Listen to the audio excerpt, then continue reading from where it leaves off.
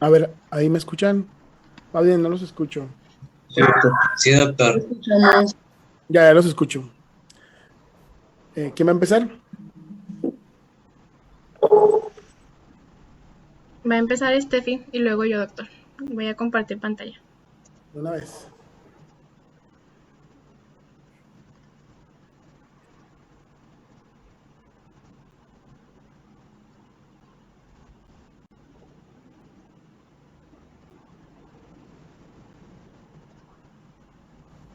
Bueno, buenas noches. Mi compañera Nadia Deyanira Martínez Juárez y su servidora Estefanía Lilis Cerón Lizárraga. Vamos a continuar con el tema de enfermedad inflamatoria intestinal. ¿Le das, por favor? Bueno, la enfermedad inflamatoria intestinal es un término que comprende principalmente dos afecciones, que son la colitis ulcerosa crónica idiopática, o también conocida como CUSI, y la enfermedad de Crohn, que pues estas se caracterizan por una inflamación crónica del tracto gastrointestinal. Pero hay un como 10 a 15% de los casos que no se puede diferenciar entre estas dos y se le denomina colitis indeterminada. ¿Le das, por favor? Bueno, aquí tenemos algunas diferencias. En CUSI, bueno, ocurre en el intestino grueso y en el recto, y las áreas dañadas son continuas, que por lo general van a comenzar en el recto y se va a extender más hacia el colon. Y la inflamación va a estar presente solo en la mucosa. En cambio, en la enfermedad de Crohn, pues se puede afectar cualquier parte desde la boca hasta el ano. Y las áreas dañadas van a aparecer aquí en parches. Y bueno, aquí la inflamación va a atravesar múltiples capas del tracto gastrointestinal. ¿Le das, por favor? Bueno, CUSI pues es una enfermedad inflamatoria crónica idiopática, como dice su nombre, que afecta el colon y el recto, y va a tener un curso que es impredecible y se va a caracterizar por inflamación de la mucosa con episodios de remisión y recaídas o exacerbaciones, que pues como ya les mencionaba, que comienza desde el recto por lo general y se extiende hasta los segmentos proximales del colon. ¿Le das, por favor? En cuanto a la epidemiología, bueno, la incidencia y la prevalencia pues van a variar según la localización geográfica y también las características étnicas. Por ejemplo, en la población judía va a haber una mayor incidencia. En cuanto a la edad de aparición, pues puede ser a cualquier edad, pero por lo general no se diagnostica antes de los 5 años ni después de los 75, y va a haber como dos picos de incidencia máxima, que son entre los 20 y los 30 y los 60 y los 70 años. Y en cuanto a la relación entre varón y mujer, pues es casi 1 a 1. ¿Le das, por favor? De la etiopatogenia, bueno, la etiología se desconoce, pero pues es probable que se deba a múltiples factores, como la susceptibilidad genética, factores ambientales, inmunidad del huésped, y tenemos que, por ejemplo, los antecedentes familiares pues son uno de los factores de riesgo más importantes para la aparición de la enfermedad. También tenemos que pues el tabaquismo anterior es uno de los factores de riesgo más importantes, mientras que pues los fumadores activos van a tener una menor probabilidad de desarrollar CUSI. En cuanto a los medicamentos, bueno, los anticonceptivos orales, el medicamento de reemplazo hormonal y los AINES se asocian con un riesgo mayor de la enfermedad, al igual que la vida urbana, pero la apendicectomía y la lactancia materna parece que tienen un efecto protector. Y de microorganismos, pues no se ha aislado ninguno específico para la enfermedad, pero se cree que se pueda deber a más de uno. Y la teoría que prevalece es de la respuesta inmunitaria intestinal, de que hay brechas en esta, y esto va a conducir a que haya una inflamación descontrolada y crónica como se observa en la enfermedad. ¿Le das, por favor? Tenemos la clasificación, que esto es dependiendo de la extensión de la afección. Se universal, que es cuando y va a incluir el resto izquierda, que se va a afectar, va a rebasar el ángulo esplénico desde el recto hasta rebasar el ángulo esplénico, pero sin necesidad de afectar todo el colon, así como lo tenemos en la imagen. Bueno, y luego está la colitis izquierda, que esta va desde el recto hasta el colon descendente, pero no va a pasar el ángulo esplénico. En la proctosigmoiditis, o también conocida como colitis distal, pues solo se afectan el recto y el colon sigmoides, y en cambio en la proctitis nada más el recto. ¿Le das, por favor? Bueno, tenemos que en la anatomía patológica, bueno, la principal característica es que la afección va a ser continua y simétrica, y la mucosa va a aparecer hiperémica, edematosa y granular en la enfermedad leve, pero conforme esta va a ir progresando, pues se va haciendo, la mucosa se va haciendo hemorrágica, con unas úlceras puntiformes que son visibles. Y ya en la enfermedad grave puede aparecer la dilatación aguda del colon. ¿Le das, por favor? A nivel microscópico, bueno, la inflamación, como les decía, que está limitada a la mucosa, la lámina propia se va a tornar eritematosa, los capilares van a estar dilatados y congestionados, va a existir infiltrado inflamatorio, y debido al aumento de la inflamación, pues las células epiteliales superficiales se van a tornar aplanadas y se van a ulcerar. ¿Le das, por favor? Y luego tenemos las características, las manifestaciones clínicas. Bueno, el inicio suele ser lento e insidioso, y las más comunes pues son la diarrea, que esta va a estar, es común, pero no va a estar siempre presente. También está la rectorragia, que es el sangrado a través del recto, la expulsión de moco, tenesmo, está la urgencia, el dolor abdominal, que pues los pacientes pueden que lo experimenten como una molestia abdominal inferior vaga. También puede ser como un dolor continuo en la fosa ilíaca izquierda, o puede que sea un dolor cólico intermitente antes de la defecación, que pues a menudo persiste después de esta. Y en los casos más graves tenemos que lo que va a destacar va a ser la fiebre y la pérdida de peso, pero también podemos encontrar astenia, adinamia, anorexia, anemia, malestar general, dolor abdominal difuso, disminución de los glóbulos intestinales y datos de desnutrición. ¿Le das, por favor? Bueno, tenemos algunas manifestaciones extraintestinales, como en la piel, que son el eritema nudoso, pioderma gangrenosa, en la boca las aftas orales, en los ojos la epiescleritis y la uveitis anterior. En cuanto a las articulaciones, pues se afecta el esqueleto axial y periférico. Y en cuanto al hígado, la colangitis esclerosante primaria. Hay más, como se demuestran ahí en la tabla, pero pues estas fueron las que vi que más se repetían. ¿Le das, por favor? Bueno, vamos a continuar con el diagnóstico. Pues se va a apoyar en una combinación de manifestaciones clínicas, de aspectos endoscópicos y las observaciones histológicas, que ahí les puse un cuadro. Y lo que se recomienda aquí es que se haga un coprocultivo para descartar una infección por microorganismos habituales, patógenos, bacterianos. Pero la endoscopia con biopsia es la forma de establecer el diagnóstico. Y aquí en los hallazgos pues vamos a encontrar que va a estar eritematosa la mucosa, va a haber pérdida del patrón vascular normal, va a haber granularidad, erosiones, friabilidad, sangrado, ulceraciones. Y pues, bueno, leí que la endoscopia se debe evitar en los pacientes que tienen la enfermedad grave, pero en caso de que se requiera, hay que tener cuidado de hacer una distensión excesiva. Y en cuanto a los pacientes que acuden con la primera crisis, la sigmoidoscopia suele ser suficiente para confirmar el diagnóstico.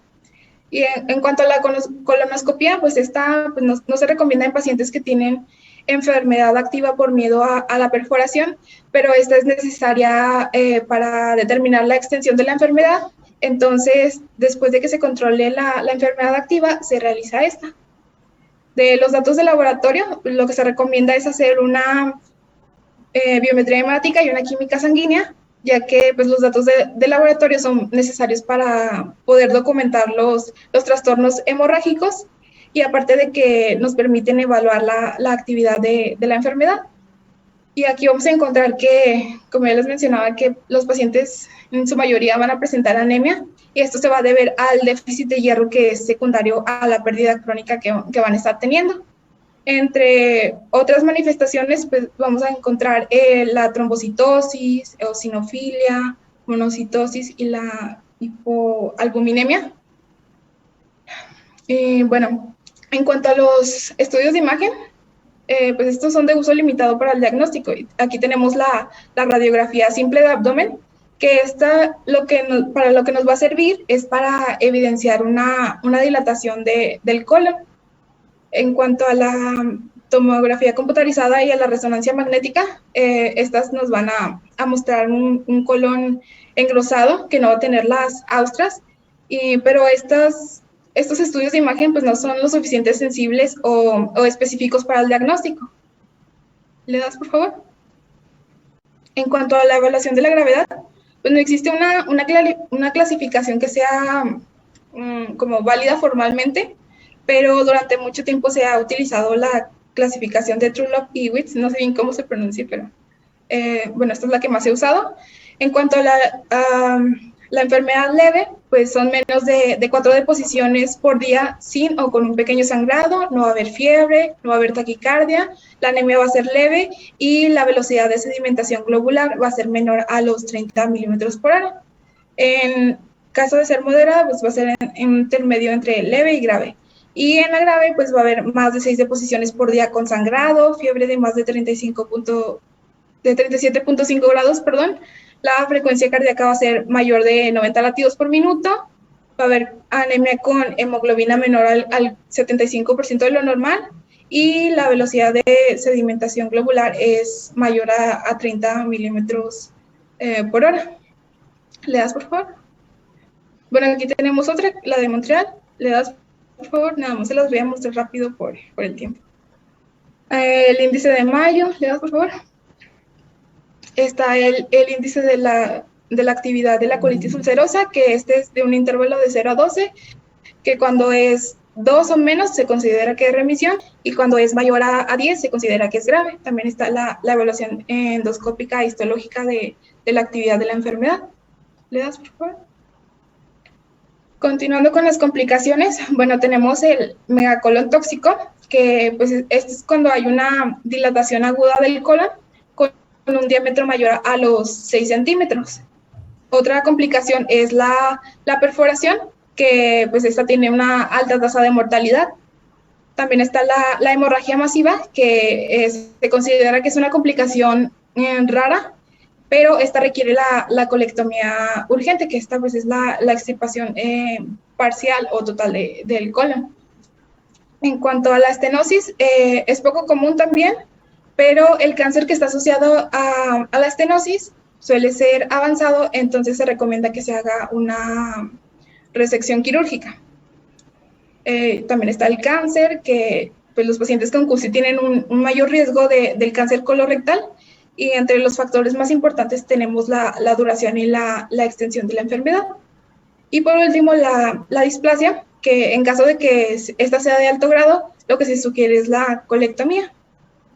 ¿Le das, por favor? Bueno, aquí tenemos diagnósticos diferenciales en cuanto a causas infecciosas, Salmonella, Shigella, el Clostridium difficile, clamidia, el virus del herpes simple. Y en cuanto a las causas no infecciosas, tenemos la enfermedad de Crohn, diverticulitis, colitis isquémica, por radiación, etc. ¿Le das, por favor? Ya continuando con el tratamiento, bueno, el principal objetivo pues es inducir y que se pueda mantener la remisión para evitar a largo plazo la discapacidad, la colectomía y el cáncer colorectal. Y para esto se va a tener en consideración la gravedad de la enfermedad, la distribución de la enfermedad y el tratamiento previo. Y bueno, tenemos que los 5 aminosalicilatos pues son los de primera línea en cuanto al tratamiento, y estos son compuestos antiinflamatorios que tienen acción local, que van a reducir la inflamación de la mucosa del colon. De estos tenemos la sulfasalacina, y la mesalamina. que estos son para pacientes que tienen actividad leve y moderada de la enfermedad. La respuesta se da en entre 4 a 8 semanas de tratamiento. Y la dosis que se recomienda es de 3 a 6 gramos por día de la sulfasalazina y 2.4 a 4.8 gramos por día de la mesalamina. También hay otros preparados como supositorios para los pacientes que tienen afección distal, que estos son de 500 gramos, y también hay enemas de 1 a 4 gramos. Estos son de mesalamina 1 o 2 veces y se van a aplicar 1 o 2 veces al día. Y si los pacientes logran la remisión con los 5-aminosalicilatos, pues esto se tiene que continuar el tratamiento con estos. Luego tenemos los glucocorticosteroides, que pues están indicados en pacientes que presenten actividad grave o que tengan fallo en cuanto al tratamiento con los 5-aminosalicilatos. Y tenemos que se recomienda la hidroxicortisona de manera intravenosa a dosis de 100 miligramos cada 8 horas. Esto en caso de que la actividad sea grave o en caso de que el paciente no responda a los 5-aminosalicilatos, pues se puede utilizar la prednisona de 40 a 60 miligramos por día. La remisión se suele dar en las primeras 2 semanas y después de esto se va a ir reduciendo posteriormente estos fármacos porque tienen muchos efectos secundarios de la misma dosis, pero esto se aplica 1 o 2 veces al día. ¿Le das, por favor? Luego tenemos los inmunosupresores. Aquí tenemos la azatioprina y la 6-mercaptopurina y la ciclosporina A, que bueno, la azatioprina es eficaz para los pacientes que tienen dependencia a los esteroides y la dosis es de 2 a 2.5 miligramos por kilogramo al día. En cuanto a la 6-mercaptopurina, pues esta es de 1 a 1.5 miligramos por kilogramo por día. Y de la ciclosporina es de 4 miligramos por kilogramo al día por vía intravenosa o 12 a 16 miligramos por kilogramo al día por vía oral.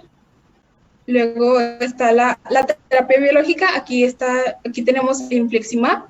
Este es un anticuerpo mononuclear que va dirigido contra el factor de es para los pacientes que tienen actividad grave y refractario al tratamiento con los esteroides cuando estos se han usado por más de 7 días. ¿Le das, por favor? Bueno, aquí tenemos el nombre comercial, la dosis, los efectos y los precios, pero por el tiempo no los vamos a saltar y si quieren se los... ¿Le das, por favor? ¿Le das? Una más, por favor. Bueno, ya por último está el tratamiento quirúrgico, que es la última. ¿Perdón? ¿Investigaste el precio del infliximab? Creo que sí lo puse. Es que hubo unos que no me salían. Ahí está. Sí, 16,660. Estaban muy caros los medicamentos. Pertenece a un grupo de medicamentos que se llaman terapia biológica. Son para casos severos y además se utilizan en otras enfermedades. Pero sí es casi como de aplicación única. Ok, sí, puedes continuar. Les decía que el tratamiento quirúrgico, que esta es la última opción, y pues la extirpación del colon o del recto, pues va a curar CUSI, pero pues es la última opción, como les decía. Y las indicaciones para esto pues son la enfermedad refractaria al tratamiento, la hemorragia crónica e incontrolable, la perforación colónica, megacolon, efectos adversos intolerables o inaceptables del tratamiento médico, displasia, cáncer de colon, o carcinoma de colon, perdón, complicaciones sistémicas y también está el retraso del crecimiento. Y pues los objetivos de es eliminar la parte afectada del colon para conservando la continencia y el funcionamiento sexual, además de que es importante eliminar el posible riesgo del cáncer colorectal. Y en cuanto a las opciones, pues son las que se muestran aquí en la imagen, y pues la elección va a depender de varios factores, como de la indicación de la operación, la urgencia, la edad del paciente, el estado de salud general, la función anal y de las preferencias del paciente en cuanto al resultado funcional y el estilo de vida. ¿Le das, por favor? Bueno, aquí están los algoritmos, pero pues ya nos pasamos de tiempo. ¿Le das, por favor? Ya va a continuar nadie con la enfermedad de Crohn. Bueno, ahora continuando con... Déjenme pongo el puntero, listo. Con la enfermedad de Crohn, esta es una entidad inflamatoria crónica granulomatosa transmural, es decir, que puede afectar desde lo que es la mucosa hasta la serosa y puede llegar a encontrarse dentro de todo el tracto gastrointestinal, desde la boca hasta el ano. Es una alteración que se encuentra segmentaria o en parches, es decir, que se va a poder observar zonas enfermas y zonas sanas, y se va a caracterizar porque tiene periodos de exacerbación y periodos de remisión. Esta misma va a tener una tendencia por lo que es la porción distal del ilion y la porción proximal del colon.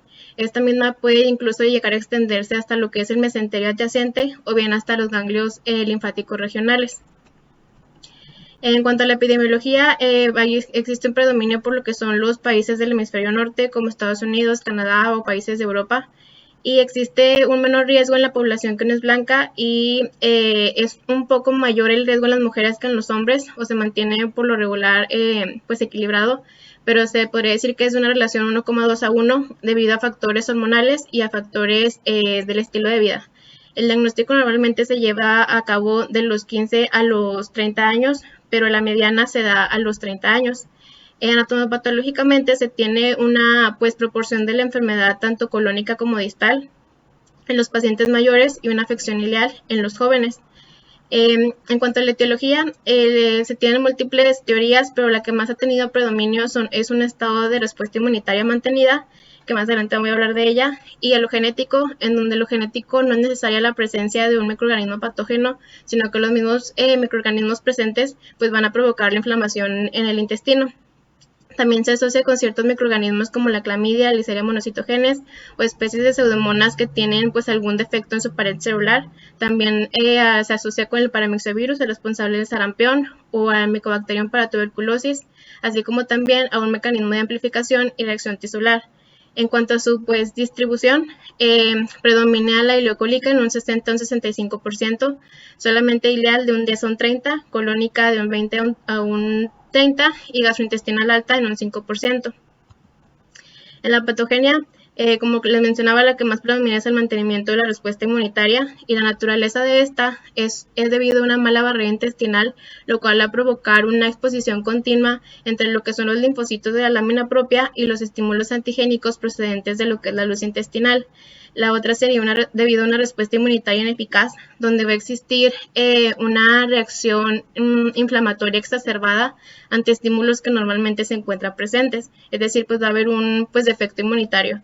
La otra sería debido a una reactividad excesiva programada, donde los linfocitos T van a presentar una deficiencia en la apoptosis o un defecto en la apoptosis, por lo cual no se va a llevar a cabo el mecanismo normal del enfriamiento de la inflamación y por lo tanto se va a mantener esta respuesta inmunitaria.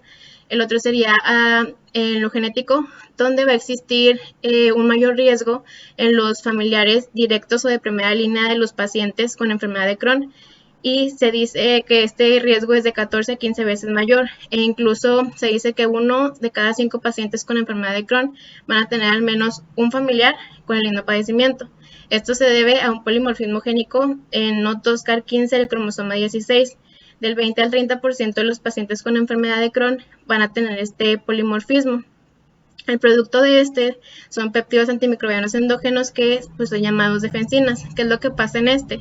Que cuando existe la mutación en el NOT2, esto normalmente se une a lo que es al dipéptido muramil, de lo que es el peptidoglicano de la bacteria. Entonces, al momento en que ese está mutado, no se lleva a cabo esta unión y por ende no inactiva lo que es pues la activación, digamos, la redundancia de lo que es el TLR2.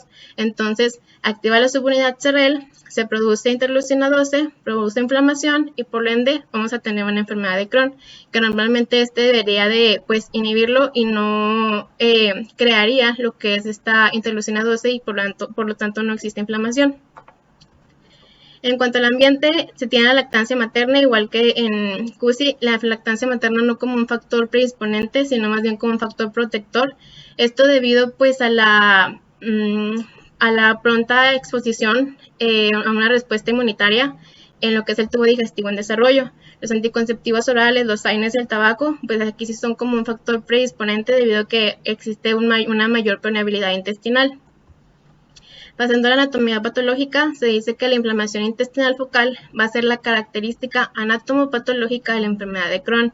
Aquí se pueden pues dividir en lo que son características iniciales, tardías y otras. En las iniciales, raramente es posible pues el observar la evolución de las mismas desde un inicio, pero se dice que la característica principal de la enfermedad de Crohn es la úlcera aftosa, donde esta va a ser superficial, de un tamaño muy pequeño, de donde apenas pueda ser apreciable hasta los 3 milímetros. Esta se va a encontrar en una zona central ulcerosa y alrededor de esta lo que es un halo eritematoso. Cuando se presenta en el colon, esta zona central ulcerosa puede llegar incluso a estar ausente. Otra característica inicial son los granulomas. Estos son sarcoideos y pues está compuesta de histocitos epiteliales y células inmunitarias como los linfocitos y los eosinófilos. Pasando a las características tardías, cuando la enfermedad se cronifica, las úlceras aftosas pueden llegar a unirse y formar lo que son úlceras con un aspecto estrellado, que estas igualmente con el tiempo pueden llegar a unirse longitudinalmente y formar lo que son las úlceras lineales o serpiginosas, que igual a través del tiempo pueden tomar, pues debido a la coalescencia lineal y transversal, se puede formar un aspecto empedrado o con edema, más bien con edema submucoso prominente. Otra característica tardía son la fibrosis. La fibrosis debido a un engrosamiento de la pared intestinal y la estenosis como parte de una hiperplasia de lo que es la muscular de la mucosa. En las características tardías se observan las cubiertas grasas, que esta no es más que un deslizamiento de la grasa mesentérica hacia la superficie serosa del intestino. Y también se puede observar una metaplasia pilórica, esta en respuesta a una enfermedad ulcerosa péptica del duodeno, que cuando se presenta en el ilion va a señalar con fuerza lo que es el diagnóstico de una enfermedad de Crohn. En cuanto a la clasificación, se utiliza la clasificación de Montreal para la enfermedad inflamatoria intestinal, donde se toma en cuenta la edad, la localización y el comportamiento. En cuanto a la edad, es A1 cuando comienza hasta los 16 años, es A2 cuando comienza de los 17 a los 40 años y es A3 cuando comienza después de los 40 años. En la localización va a ser L1 cuando es ileal, o sea que cuando se presenta en lo que es la porción terminal del intestino delgado, y esta representa de un 10 a un 30% en los pacientes. La L2 es cuando afecta al colon o la colónica, que puede afectar a uno o varios segmentos del mismo, y esta se presenta de un 20 a un 30% en los pacientes, que esta se suele confundir con lo que es la colitis ulcerosa, debido a que también se acompaña de rectorragia y de diarrea. Y la L3, que es la que más predomina, que es la ileocolónica, que se afecta al ilion distal y al colon, y se encuentra de un 60 a 65% de los pacientes. Y L4 va a ser cuando se añade a cualquiera de las anteriores si se afecta el tubo digestivo alto, ya sea estómago, duodeno o pues el intestino delgado proximal. En cuanto al comportamiento, es B1 cuando no es ni estenosante ni perforante. Esto va a ser porque las manifestaciones clínicas van a indicar a que es un proceso inflamatorio. Aquí se va a producir una excreción de lo que es moco, pus y sangre a través de las heces y se le va a denominar diarrea inflamatoria. El B2 es cuando es estenosante, que como su nombre lo dice, vamos a encontrar estenosis o fibrosis. Y la B3 es cuando es la perforante. Aquí se van a encontrar las complicaciones supurativas, como las fístulas o los abscesos, y también se le va a incluir lo que es la masa abdominal. Y P, cuando se le va a añadir a cualquiera de las anteriores, si se encuentra lo que es una enfermedad perianal. En el cuadro clínico vamos a tener diarrea, dolor abdominal. Este dolor abdominal puede ser tipo cólico intermitente o bien puede ser mantenido e intenso. vamos a encontrar una pérdida de peso y una malnutrición debido pues a una mala absorción de los nutrientes, fiebre, un sangrado transrectal, padecimientos anorrectales, anemia ferropénica pues debido a la pérdida de sangre, o bien macrocítica debido a una deficiencia de vitamina B12, o bien a un crecimiento excesivo de bacterias. También se llega a presentar anorexia y en un porcentaje muy mínimo pues una hemorragia masiva. En la cuarta parte de los pacientes con enfermedad de Crohn se suelen tener manifestaciones extraintestinales. En las osteomusculares vamos a tener acropaquias, artropatía pauciarticular tipo 1 cuando se afectan menos de 4 articulaciones, artropatía poliarticular cuando se afectan más de 5 articulaciones, y artralgias periféricas que normalmente se suele afectar la rodilla, el tobillo, la muñeca, las articulaciones interfalángicas proximales, metacarpofalángicas y metatarsofalángicas. En las mucocutáneas se va a observar un pioderma gangrenoso, el cual suele iniciar como una pústula, una pápula o un nódulo que suele progresar a una úlcera. También se presenta el eritema nudoso que predomina en las mujeres y en lo que es la región pretibial, úlceras aftosas en la boca y una queilitis angular. En los oculares observamos una epiescleritis, uveitis o queratopatías, y en las hepatobiliares tenemos a los cálculos biliares, en los renales y genitourinarias a los cálculos de ácido úrico y oxalato debido a una mala absorción de las grasas, y también se suele observar lo que es una tendencia protrombótica. El comportamiento de la enfermedad o bien las complicaciones pues suelen ser fístulas y estenosis. El comportamiento suele ser una enfermedad fistulizadora activa o bien una enfermedad cicatrizadora indolente, donde en la enfermedad fistulizadora activa se van a crear lo que son las fístulas. Aquí esto va a ser debido pues a una activación inmunitaria, lo cual va a crear la liberación tanto de proteasas como de metaloproteasas, y se va a crear lo que es la destrucción tisular. Se suelen observar fístulas perianales, fístulas enterovesiculares o colovesiculares y fístulas enterocutáneas. En la enfermedad cicatrizadora indolente, pues esta se va a observar como una formación de estenosis, donde va a representar una inflamación crónica en cualquier segmento del tubo digestivo donde se llegó a presentar inflamación. Aquí se pueden observar estas pequeñas zonas de estenosis. Ahora, se puede tener un tercer grupo donde cuando hubo un periodo pues prolongado no se llegó a presentar ninguno de estos comportamientos, pues va a entrar en este tercer grupo. En cuanto al diagnóstico, no se tiene un gold estándar, pero para llegar a este se necesita de un conjunto de una correcta y completa anamnesis, hallazgos tanto endoscópicos, histológicos como radiológicos, a su vez también pruebas de laboratorio como la biometría hemática, la velocidad de sedimentación globular, el PCR, la albúmina, el hierro, la ferritina y un examen coprológico, que aquí leí que mediante el examen coprológico podemos identificar cuándo se puede llegar a presentar un periodo de exacerbación en el paciente. Va a ser necesario el realizar una ileocolonoscopía, un colon por enema, una endoscopia alta y también una biopsia. Se suelen utilizar lo que son los anticuerpos anti-Saccharomyces cerevisiae y los cuerpos anticitoplasma de neutrófilos, no tanto como un diagnóstico de una enfermedad inflamatoria intestinal, sino más bien como para diferenciar entre lo que es la colitis ulcerosa y la enfermedad de Crohn. Se tienen los criterios de Lennard-Jones.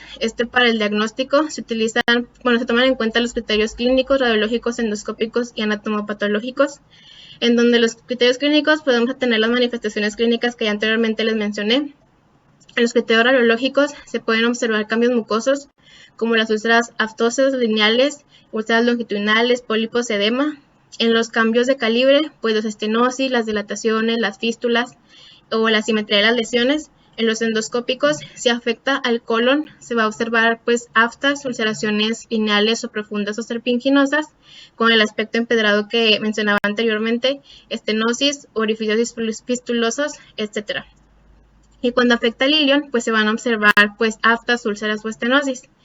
En cuanto a los criterios anatomopatológicos, si son mayores, se va a observar una inflamación transmural y granulomas no calcificantes y agregados linfoides. Pero cuando son menores, se encuentra una inflamación en la submucosa donde va a existir pues una conservación de lo que es el epitelio y va a existir retención de moco con inflamación mínima. Aquí son los mismos criterios de Lennard-Jones, pero en la GPC, donde se dice que es una enfermedad de Crohn definida cuando se encuentran granulomas y al menos otro de estos criterios. También se dice que es definida la enfermedad de Crohn cuando no se encuentran granulomas, pero se presentan al menos 3 de estos criterios. O se puede considerar como una enfermedad de Crohn probable cuando no existan granulomas, pero existen al menos 2 de estos criterios. Se tiene diagnóstico diferencial pues a la colitis ulcerosa, al síndrome de intestino irritable, a los medicamentos, a la enfermedad isquémica intestinal, al carcinoma y también a lo que son las diarreas infecciosas. Ya por último, pues el tratamiento. La enfermedad de Crohn no tiene cura, entonces por lo tanto con el tratamiento se va a buscar el inducir y el mantener un estado de remisión, así como también en caso de que se presenten fístulas, pues va a ser la curación de las mismas y pues siempre mantener un adecuado aporte nutricional en el paciente. Para esto se utiliza lo que es el índice de Harvey-Bradshaw, no se lo pronuncia bien, pero es más que nada para dar un pues tratamiento individualizado al paciente dependiendo del brote que tenga él mismo. Se evalúa lo que es el estado general, el dolor abdominal, el número diario de deposiciones, masa abdominal y manifestaciones extraintestinales.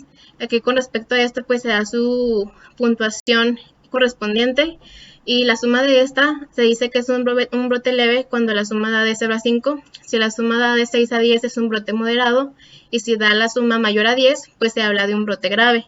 Lo que es para un tratamiento de la enfermedad de Crohn leve pero ileocolónica, el tratamiento de primera línea va a ser la budesonida de liberación ileal 9 miligramos al día.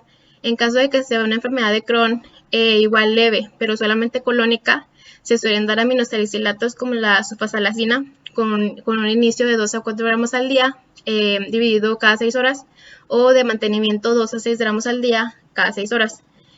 O también la mesasalacina 500 miligramos cada 8 horas por 6 semanas. En el tratamiento se suelen incluir aquí más como de manera general en los antibióticos. Estos más que nada cuando se presenta una enfermedad perianal o cuando se presentan fístulas, que se suele utilizar el metronidazol o el ciprofloxacino. Los glucocorticoides, aquí es importante los glucocorticoides como para inducir el estado de remisión, no como mantenimiento de la remisión. Las tepurinas como la acetoprina, los inmunomoduladores como el infliximab, el metrotrexato o la ciclosporina. En tratamiento complementario pues se va a hablar de tratamiento con vitamina B12 o en quirúrgico las indicaciones urgentes va a ser cuando se presente alguna obstrucción del intestino delgado o alguna perforación en la misma o se llegue a presentar una hemorragia masiva, que esta es muy rara vez que se llega a presentar.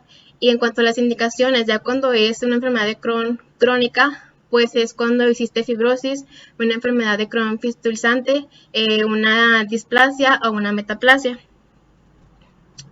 Ahora, de acuerdo con la GPC, pues el tratamiento médico es no tomando, incluso sea ileal, ileocolónica o colónica, se va a inducir el tratamiento con esteroides, con prednisona 1 miligramo kilogramo al día. Aquí en los esteroides, la dosis no debe ser mayor a 60 miligramos al día y se debe de llevar a cabo una dosis de reducción de 5 a 10 miligramos por semana hasta llegar a los 20 miligramos al día de la misma.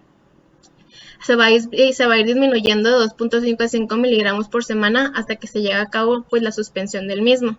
Eso es en cuanto a la inducción, pero en cuanto al mantenimiento se utiliza la acetoprina de 2 a 2.5 miligramos por kilogramo al día.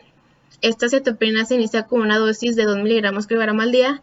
Se hace una cita al paciente a las 2 a las 4 semanas y posteriormente a los 3 meses. Aquí se debe evaluar, se le va a mandar a hacer una biometría hemática y pruebas de función hepática para de esta manera evaluar lo que es el CDAI. ¿Qué es el CDAI? Pues es el cálculo del índice de la actividad de la enfermedad de Crohn. En este pues va a indicar si el paciente tuvo una respuesta parcial o una respuesta total o si una remisión o una exacerbación de la enfermedad de Crohn. Se considera una remisión cuando la suma del CDAI da menor a 150. Se considera una respuesta, una disminución en la enfermedad de Crohn cuando es mayor o igual a 100 puntos. Y se considera una recidiva cuando el CDAI es mayor a 150 y aumenta 100 puntos con respecto al valor basal. Ya que se determina lo que es el CDAI, si existe una respuesta total, se va a continuar con la acetoprina igual con 2 miligramos kilogramo al día. Y si en 4 años no hubo un periodo de exacerbación, se valora si es posible pues el suspender el tratamiento. En caso de que no haya respuesta o existe una respuesta parcial, pues se va a incrementar la dosis de la acetoprina a 2.5 miligramos kilogramo al día. Claramente, pues si no existe una toxicidad hematológica o hepática. Después, a los 2 meses se evalúa de nuevo lo que se hace de ahí.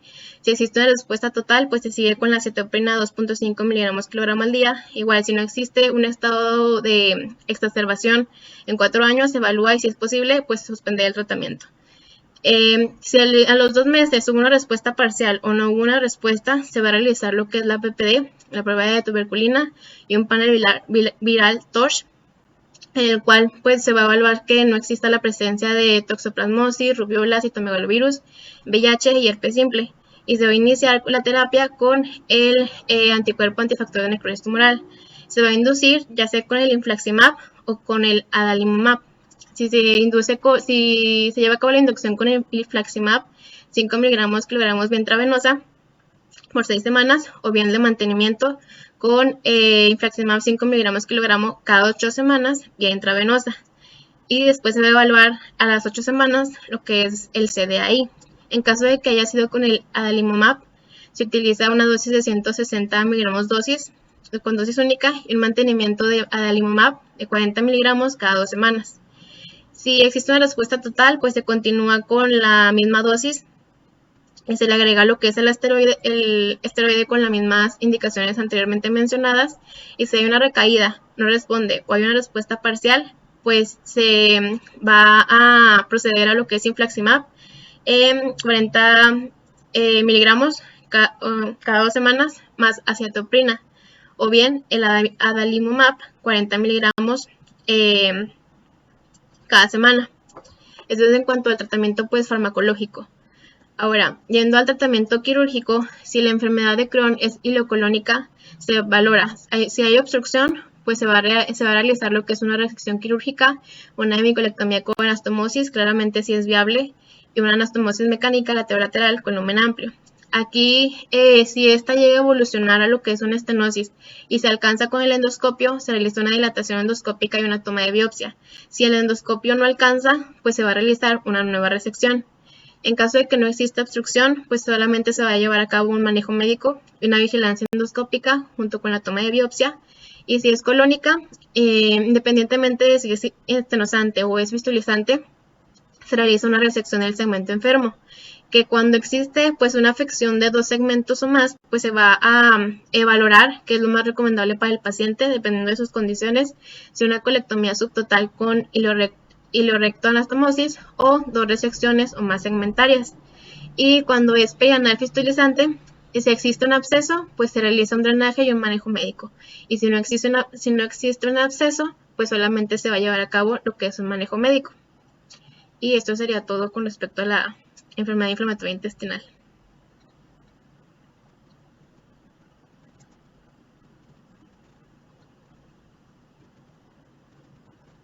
Ya me escuchó, la enfermedad inflamatoria intestinal, bueno, como su nombre lo dice, es una enfermedad que afecta dependiendo del tipo, y a veces es difícil diferenciarlas, pero produce como inflamación prácticamente en todo el tubo digestivo en algunos casos. Muchachos, honestamente, ponga su manita arriba el que estudió para la clase. La del Zoom. Ahora sí que la del Zoom.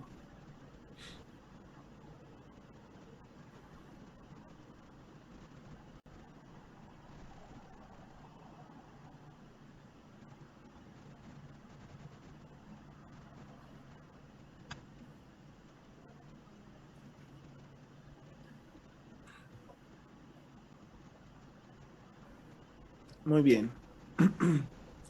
Fernanda Peña. No, espérame. Eduardo Ledesma. Eduardo, ¿cuál crees que es la característica clínica que comparten ambas enfermedades? Fíjense bien, bueno, esto va en relación a lo siguiente. Si se fijan, el tratamiento es como bastante complejo, ¿verdad? Son medicamentos, de hecho, ya nos salimos del omeprazol, ahora sí, ¿verdad? ¿Se fijaron, muchachos? Que todo era omeprazol hasta antes de esta enfermedad. Entonces, implica muchas manifestaciones pero tienen manifestaciones muy diferentes. Sin embargo, hay algunas que se comparten. Y la verdad es que siempre son pacientes que tienen una evolución crónica y a veces son difíciles de diagnosticar, no es tan fácil. ¿Cuáles creen que sean, Eduardo, las manifestaciones en común tanto de CUSI como de Crohn? Pues sería la diarrea, doctor. La diarrea crónica es uno, ¿qué otro? El dolor. El dolor abdominal, ¿qué otro? Cansancio. Ok, y algunas manifestaciones sistémicas. ¿Alguien más, muchachos, que pueda mencionar algunas manifestaciones como generales en común a los dos? ¿Puedo, Doc? ¿Y claro? El tenemos rectal.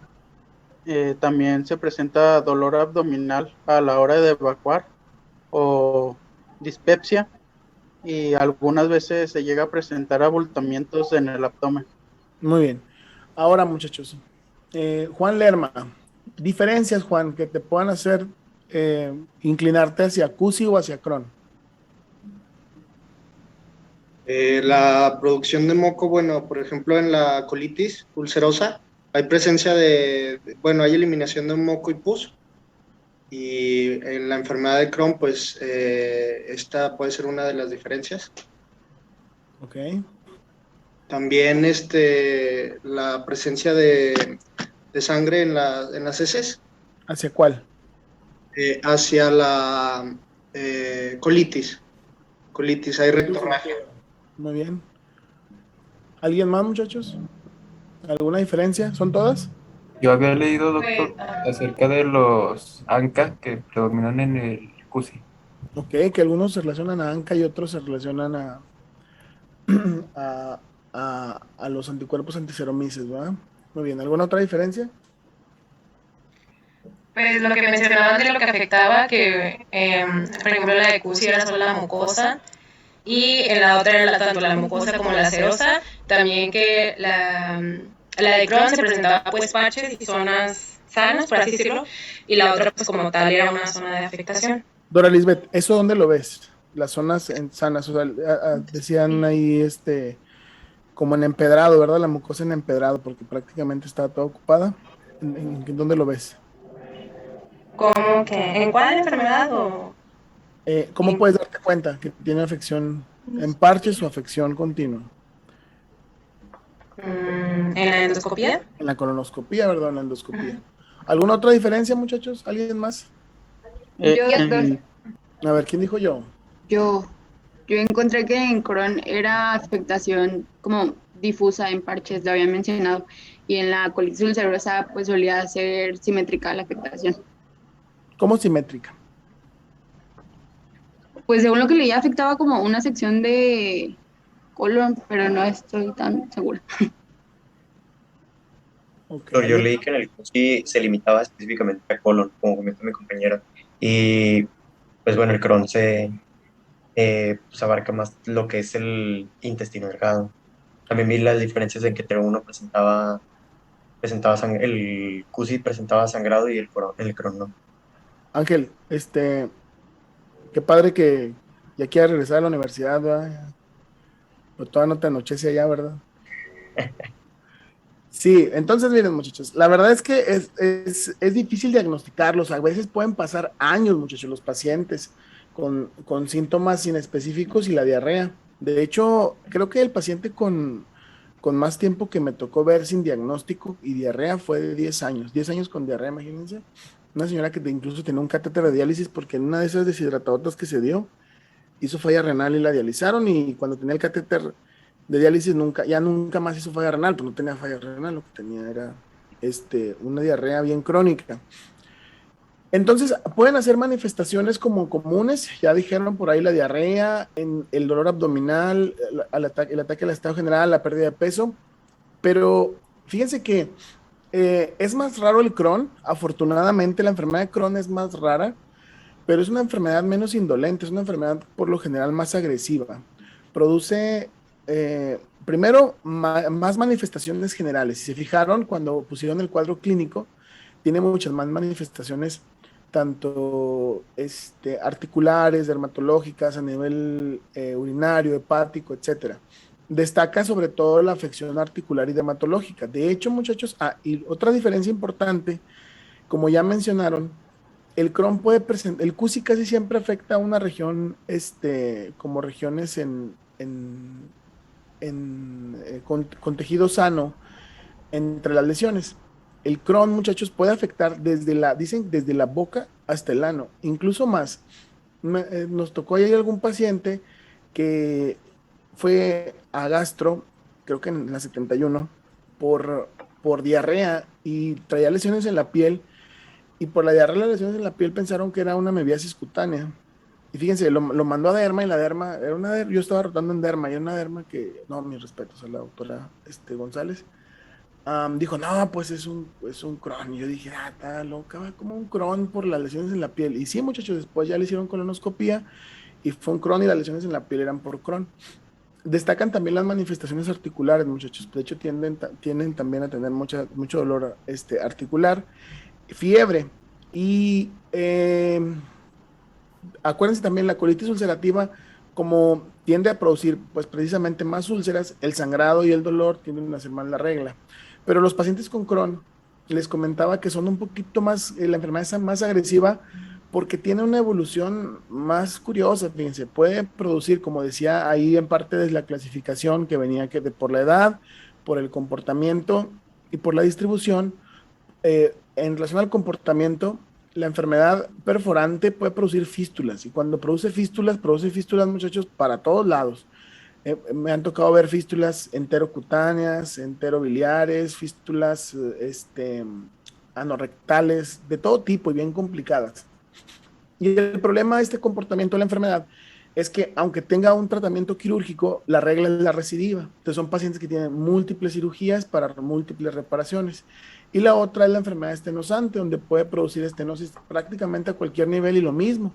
Es como si produciera adherencias en el intestino delgado, el paciente se ocluye, y otra cirugía para desocluirlo. Y luego lo desocluyen, y luego otra fibrosis, lo desocluyen, y luego ya hace reacción inflamatoria del peritoneo, y hace más adherencias, y total, terminan muchas de las veces complicado. Claro, dependiendo de la severidad de la enfermedad, hay pacientes que no tienen tanta severidad. Entonces, creo que el papel de nosotros, muchachos, en el nivel del médico general, es identificar a los pacientes antes de que se compliquen, identificar al paciente con diarrea crónica para estudiarlo por lo menos de forma inicial y referirlo de manera oportuna.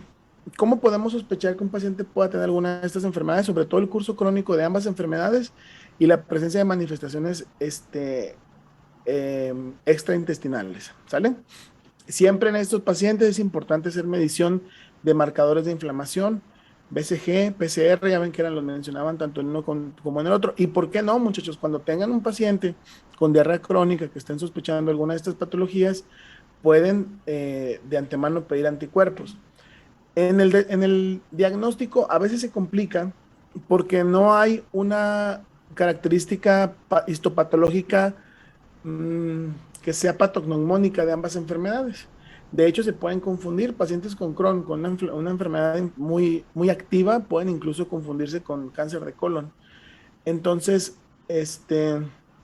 no hay para ninguno, ni para CUSI ni para Crohn, una biopsia que sea 100% específica o patognomónica para alguna de las enfermedades. Es siempre hacer la correlación.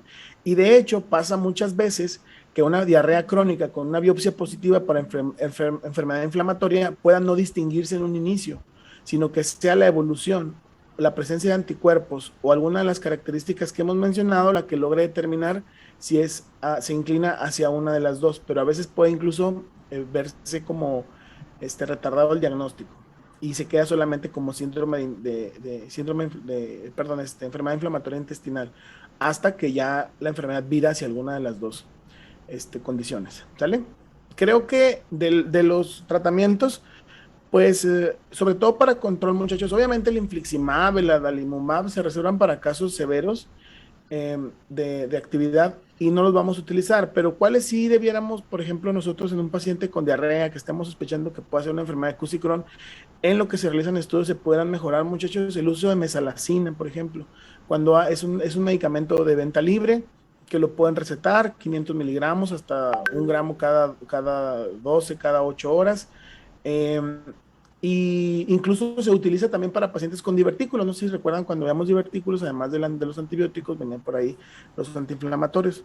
Entonces son medicamentos que podemos utilizar para disminuir la inflamación del paciente y que en lo que el especialista determina si pudiera ser o no la enfermedad, y además si tiene manifestaciones, sobre todo colorectales o más bien proctorrectales en el recto, como el tenesmo, dolor anal, etcétera. Los preparados con enemas son como o supositorios son como lo ideal, ¿sale?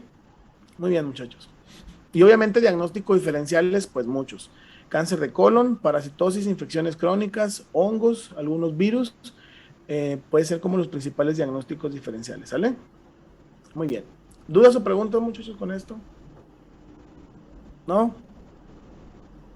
¿Segurotes? Bueno, les paso pues el caso clínico en la semana y vemos al primer grupo el día viernes, ¿les parece? Sí, ahorita les digo a los jefes de grupo cuál va a ser los primeros equipos que van a participar, ¿sí? Doctor, yo sí tengo una duda. ¿Cómo tiene que estar la velocidad de sedimentación globular y la proteína C reactiva en cada una? Mira, fíjense bien, muchos, qué bueno, muy buena pregunta. La proteína C reactiva y la velocidad de sedimentación globular pertenecen a unos marcadores que se llaman marcadores de inflamación. Son inespecíficos completamente. Y de estos hay varios. La ferritina, los linfocitos, la procalcitonina, entre otros, ¿sí? Cuando están elevados es cuando hablamos de que hay inflamación. Ojo, y esto se tienen que interpretar, porque te da una infección de vías urinarias y se eleva la PCR. Te da una infección viral y se eleva la PCR. Tienes descontrol de artritis, se eleva la PCR. Traes un Crohn bien feo, se eleva la PCR. Entonces la PCR se eleva para todo. Y entonces es como les comento, hay que saberlo interpretar, pero en el contexto de un paciente, lo que estamos viendo, ¿verdad? Porque se puede presentar en muchos casos, pero tiene colitis ulcerativa, incrementó la diarrea, incrementó las manifestaciones, perdón, tiene Crohn, incrementó la diarrea, incrementó el dolor articular, tienes que medir BCG, PCR, si están elevadas, se las puedes adjudicar a la enfermedad. La ausencia de síntomas con una PCR elevada, pues tendrías que buscar a lo mejor otra cosa, ¿verdad? Por ejemplo, el paciente con enfermedad de Crohn llega con una infección severa, una pielonefritis con una PCR elevada, pues lo más seguro es que sea derivada de la PCR, ¿me explico? Entonces no es para nada específica, pero te ayuda para determinar qué tanta actividad tiene la enfermedad, pero la usa porque puede no ser precisamente la enfermedad a la que te estás refiriendo, ¿me explico? Por ejemplo, muchachos, en la artritis reumatoide es uno de los factores para ver si hay para ver si hay actividad. En la pancreatitis resulta importante para ver si se requiere hacer tomografía o no, si el paciente puede desarrollar falla renal. Y en COVID también, muchachos, el PCR, también la proteína C reactiva, arriba de cierta cantidad, también habla de enfermedad severa, ¿sí? Muy bien. ¿Alguna otra duda, muchachos? Yo tenía una duda, doctor. Sí. Bueno, ahí mencionaba que había un riesgo en un 10% a pacientes de desarrollar cáncer, pero era a partir de los 30 años. Pero otras literaturas marcaban a partir de 40. ¿Ahí a qué edad marcaríamos la pauta? Mira, es muy ambiguo dependiendo, es más bien muy variable dependiendo en qué población se estudie, dónde lo leas, en qué momento lo leas, etcétera, ¿no? Creo que lo importante es que ustedes, ahí por ejemplo sería muy cruel o no sé, muy ventajoso preguntar, sin decirles una bibliografía específica, qué porcentaje se incrementa el riesgo de Crohn, aparte de que va a depender, es obvio que va a depender de muchas otras variables, más bien es importante de saber si se relaciona o no a cáncer, ¿verdad? Porque hay enfermedades que no se relacionan y enfermedades que sí. Entonces, si te llegaran a preguntar que en algún momento si se relaciona o no a cáncer, ya tú pues ahí tú pones la obvia respuesta. Ahora, si alguien te pregunta, oye, o sea, si un paciente, otro médico, el siguiente semestre, te preguntan, ¿cuál es el riesgo de padecer cáncer en una enfermedad de Crohn? Entonces ya tú comentas justo como comentaste. Pues en una literatura, tal literatura, le leí que el 10%, pero en otra leí que 40%. Esa es la respuesta, ¿sí? Porque depende de dónde lo revises. ¿Me explico? ¿Sí? Muy bien. ¿Alguna otra, muchachos?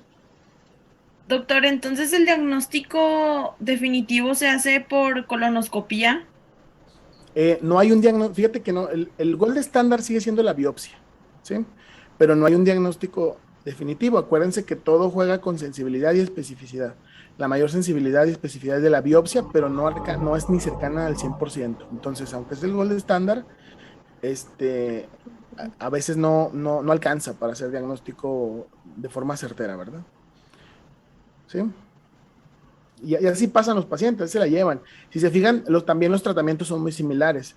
Entonces, a veces, aunque no puedan tener un diagnóstico definido hacia uno o hacia el otro, los cuidados son más o menos los mismos y el tratamiento igual.